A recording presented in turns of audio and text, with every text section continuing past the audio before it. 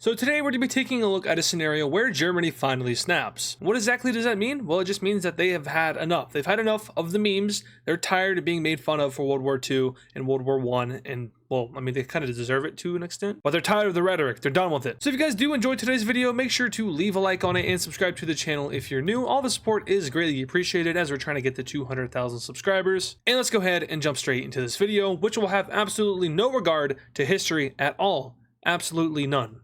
Nothing. So Germany is done. Like I said, they're done with the rhetoric. They're tired of being blamed for World War II, World War I. They're tired of being in the EU. They're just done.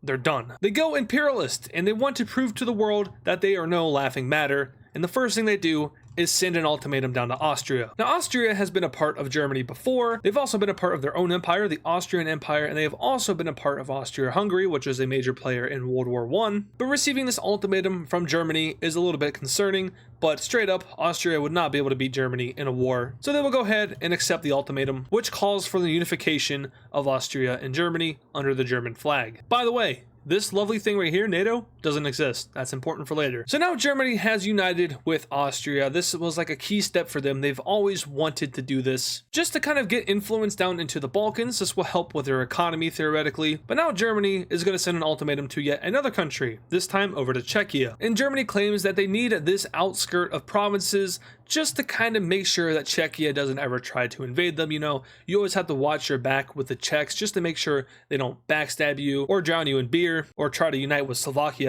That would be horrible. So Germany sends yet another ultimatum to a country, and because Czechia is no match for Germany, they will be forced to listen to the ultimatum, giving up a lot of their outer provinces over to Germany. And now we have Germany looking something like this. Now this is cool and all, like Germany is doing exactly what they want to do. They're gaining land and they're not even having to use any force to do it, simply because Germany is so much stronger than these other countries. There's absolutely no need to invade them, unless you're Czechia. The Germans claim that the Czechs were planning to drown them in beer. A bizarre claim, but the world listens, and the German army moves into Czechia. This is the first time they're using any forces to take a country, but it is for the greater good, as Czechia needs to be German. Okay, so this is our new map of Germany, and now they have taken over two countries, being both Czechia and Austria. Weaker countries, but this does do two things for Germany. One, it boosts their economy. Two, it boosts their population. It actually does two other things too. It boosts their resources, and it boosts their geography, because now you have the Alpine mountains to your south, protecting you from the Italians. Be careful of them. Also, protecting you from Slovenia, most importantly. Always have to watch out for Slovenia. You never know what they're up to. So now with Czechia under their belt, the Germans will continue to look down into this area of the world, specifically at Slovakia. Now, Germany is a little bit behind. They still think that Czechoslovakia exists. For some reason, they're stuck in the 80s. Their history textbooks aren't updated, so when they invaded Czechia, they were like, also, aren't we supposed to get Slovakia too? So they'll send yet another ultimatum, this time to Slovakia, saying, hey, you are going to become our puppet state, and of course Slovakia will have to oblige because they are so much weaker than Germany. And now our German state is looking like this. They now have a lot of Central Europe under their belt, and their influence is ever expanding. But Germany isn't done just yet. No, not at all. To put it more simply, they need more land. They need more living space. Germany's too small. I mean, every German will tell you that, hey, having larger borders and having more land is beneficial to your country. And what's stopping us from just taking it from someone else? We don't care about them. They're not us. So let's invade Poland. German troops will quickly move into Polish territory. But unfortunately for the Germans, this is the breaking point, because Western Europe is going to respond to this event. Both France and the UK will join the war on the side of Poland to stop German aggression. Poland all of a sudden feels very safe. Oh, that's interesting. Anyway, despite joining the war on the side of Poland, the UK and France, neither of them will send troops to Poland. And this is really bad for Poland, because now they have actually no help, and France and the UK aren't doing anything. And to make their day worse, the Russians will be getting in on this opportunity. Now, they aren't aligned with the Germans. They're just simply doing this on their own terms. So Russian troops move right on in to the side of Poland, and eventually they do meet up with German troops in the center of Poland, of which these two countries will have an agreement, which will be held over here in Kaliningrad. And in this agreement, we can see that Poland is split into two. Russia gets half of it and Germany gets the other half. But Germany is is still at war with the West, with the UK and France, but there is a growing issue in Germany, and that's that they don't really have a lot of resources to fight off France and the UK. They're able to have a stalemate right here in the Rhineland area, but they're unable to advance into Alsace-Lorraine, and France is unable to advance into Germany. So maybe some extra resources could prove to be useful in having Germany invade France. So where can we go and get some resources? Germany has a place in mind, but first of all, there is a little bit of a roadblock. The Germans will quickly move up into Denmark, seizing the country in around 6-ish hours before invading Norway, who has a ton of oil that the Germans could use. German troops land in the south of the country and very quickly move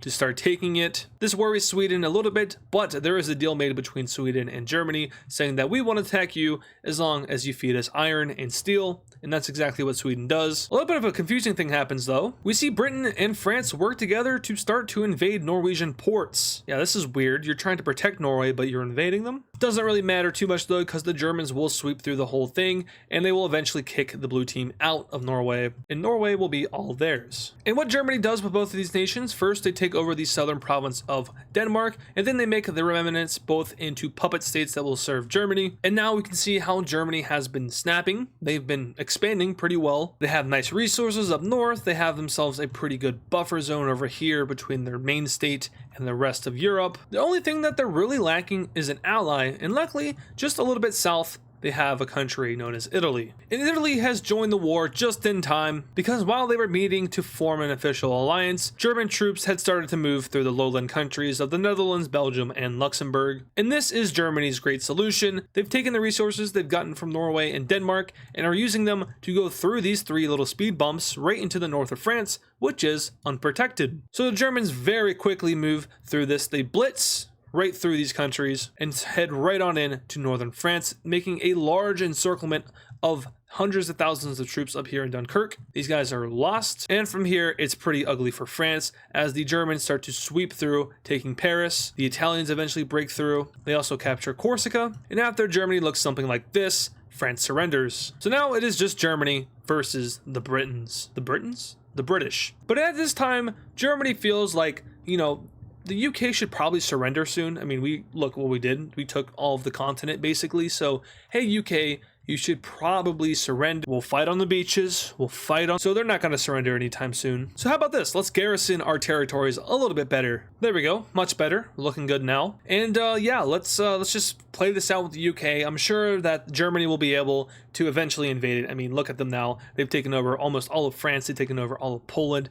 I mean, they're huge, and they also have Italy to help them out. And why not we just go ahead and get ourselves another ally? Let's get Japan to join our alliance. That's makes a lot of sense. Maybe Japan is going through it with the United States right now. Maybe they don't want to be aligned with them anymore. Maybe they want to reform their Japanese empire in Korea and China. So Japan will join up with Germany and Italy in their endeavors in Europe. And there's always room for like more allies. So Germany also aligns with Romania, Hungary, and Bulgaria. And now Germany is looking great. I mean, look at Europe. They have pretty much a good chunk of Central Europe going into Western Europe. If they can take over the UK, they'll be set. I think this is pretty good. I think they've done enough. They now have allies in Hungary, Romania, and Bulgaria. Italy's their ally.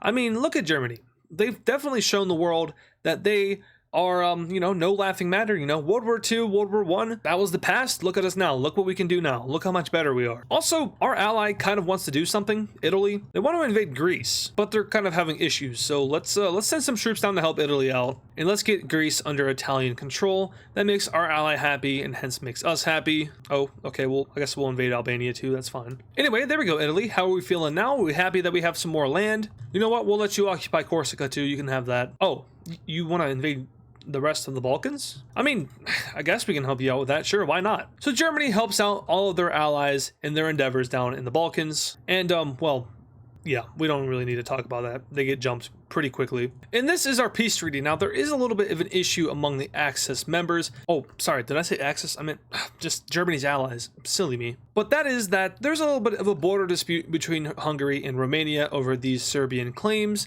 So Germany comes down to their precious allies and they say this: Romania, you're going to give up a good portion of this territory, and in exchange, we'll allow you to annex all of Serbia. But Romania agrees to the deal, Hungary agrees to the deal, and now this is our Balkan map, looking a lot better together, Germany's done a really great job at just cleaning up these borders and making the Balkans just a lot more unified. Anyway, back up to Britain here. I mean, it's time to surrender. We've taken over almost all of Europe. Spain, who cares about Spain? But like, look at it. They've taken over all of Europe. Like, there's no point in fighting this war anymore. They're still fighting on the beaches. Okay, so obviously this isn't going well, but because Britain isn't taking Germany seriously, I mean, I think Germany still has something left to prove. I mean, they're probably like one of the strongest countries in the world, and they're still not folding to Germany. I think they need to prove themselves a little bit more. So let's do this.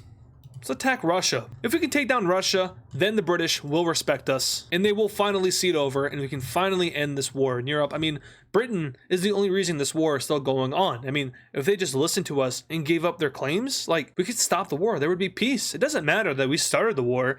It's just that they need to stop the war. They can stop the war at any time by just giving us the land that we've annexed and stolen from them. Where have we heard that before? Anyway, the Germans will start their invasion of Russia, and man, Russia wasn't ready for this. They're getting kicked by the red team. Germany decides that they probably shouldn't go after St. Petersburg. We'll just siege it. We won't actually take it. Hey, Finland just joined the war. That's helpful. They're going to do some invasions too. And man, this is going so well for Germany. I mean, like, really, like, who's going to stop? Oh, it's cold. The Russian winter sets in, and this war comes to a halt. The Axis can no longer expand into Russia because they're too cold. Wait, what? Oh God. Why did you do that? Why did you do that? They weren't even at war with the United States. Like, they had nothing to do with the United States. They weren't going to join the war. Why did you do that, Japan? It's okay. I mean, like, Japan's at war with the US, so Germany might as well help their ally out and declare war on the US as well. And now the United States is at war with Germany, and they're starting to pump money and troops and equipment into Russia. Weird times that we live in the modern day, but I mean, this is just what would happen if Germany finally snapped. Anyway, that winter is still setting in, and unfortunately for the Germans, they don't have that much of an advantage. The Russians have a pretty slow counteroffensive, and eventually it starts to pick up steam a little bit, but the Germans will push right back, now heading down south in the southern part of Russia, hoping to get a hold of some Russian oil fields. They'll come right down onto here, and they'll have a fierce battle in the city of Volgograd. This battle is insane, but ultimately, it ends in a Russian victory, and the Germans start to get pushed back out of the southern Russian region. We also see another huge battle at the Battle of Kursk, and now the Russians are steamrolling against the Germans, and the British have just made a landing, along with the Americans in northern France. It's okay though, Germany has a ton of allies. They have Finland fighting with them. I mean, sure, the Russians are pushing us back at a very alarming rate, and sure, we're running out of resources, even though we secured Norway, and, you know, sure, we're running out of population to throw at this, but they'll win. Right? I mean, eventually, the Germans will stop the Russians' advance. I mean, they did just kind of free St. Petersburg, and there goes Finland's. Okay. I mean, they're in the Baltics now, so maybe we should, like, stop them? Oh, okay. Okay. Hey, this is, not going to script. Oh no. Okay. Okay, hold on now. Wait. Oh, hold on. Okay, Italy just betrayed Germany, but that's okay. Germany will just invade them and take half the country, and we're good. We consolidated our fronts. We don't have to worry about Italy betraying us because they're gone. But the Germans are really struggling to stop the blue team's advance into Italy, and they just connected up with southern France. And okay, there goes Brittany and the Bay of Biscay area. All of Italy and France are liberated. It's okay. I mean, at least we're still holding the Russians off, right? All right, guys, Germany, you need to lock in. Hey, Germany, you're not supposed to lose this video. Germany, this is your video. This is what if you snapped. Why are you losing? Oh, okay, oh my gosh. Okay, there goes. Oh, okay, Germany. Okay, there goes Berlin. All right. There's Germany's gone. Hey, I mean, like, at least Finland. Okay, and then you still have to invade Norway. All right. Is there anyone that can save this coalition? Oh, right. There's Japan. Oh, that's not good. And okay, the Russians are invading Hokkaido. All right. Japan. Oh, all right. Japan surrendered, and that's the end of the red team. What happened up here? What the? Anyway, Germany lost. Let's see what happens in this peace treaty here. Oh, okay, they're divided up. So the French have this, the Americans took this, the British took this, and the Russians took that. All right, well, I guess this is what would happen if Germany finally snapped in the modern day. It does feel kind of familiar. I just can't put my finger on it, but I guess Germany won't ever be trying to snap again. I mean, the past 3 times I've tried to go on an expansionist quest, it just doesn't work. But this just, something about it is giving me like deja vu or something. Anyway, congratulations to Germany for being the first country to fail in Empire video slash a snap video. So I don't know how to feel about that, but hey, thank you guys so much for watching this video. If you did enjoy it, make sure to leave a like on it and subscribe to the channel if you're new. All the support is greatly appreciated, and I'll catch you all in the next video. And of course, thank you to all our super fans. This includes Serminator, Hyper, King Cheese, Freezioid, Big Red Plays, Laser Tase, Nevada Garbage Trucks, Pablo Sigma Cat, Death Strider X, Hammer Toad 45, Connor the Gamer, CTG on YT, Johnny XX7, and DW Cool Dude. Once again, thank you guys.